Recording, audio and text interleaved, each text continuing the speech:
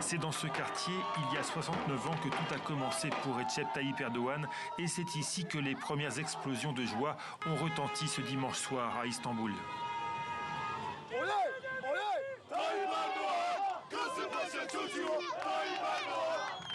Ici, c'est Kasım Pacha. Notre reste est né ici.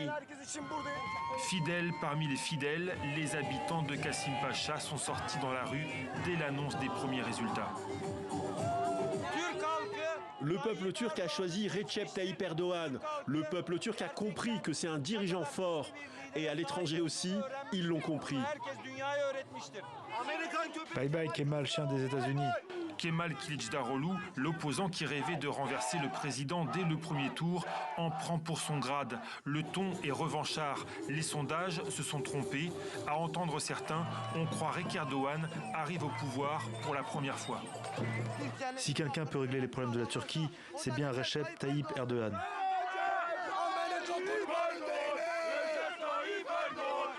Dans la foule, des mains font le signe des loups gris, ces militants ultranationalistes alliés du pouvoir depuis 2018. C'est avec leurs idées de grande Turquie que le président a convaincu cette fois-ci et réussi à faire oublier les séismes de février et la crise économique.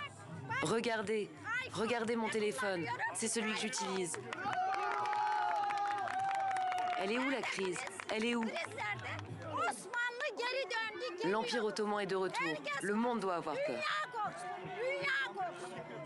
Il y a aussi ceux qui ont voté pour la première fois, dont on disait qu'ils choisiraient l'opposition. La jeune génération a choisi Erdogan car elle est pieuse. La jeune génération aime la religion et sa nation. Il est bientôt 23 h. La commission électorale confirme les résultats. Avec 52% des voix, le président est réélu. Istanbul, Ankara, Izmir, Konya, partout ses partisans célèbrent la victoire et répètent son slogan favori, on ne s'arrête pas, on continue.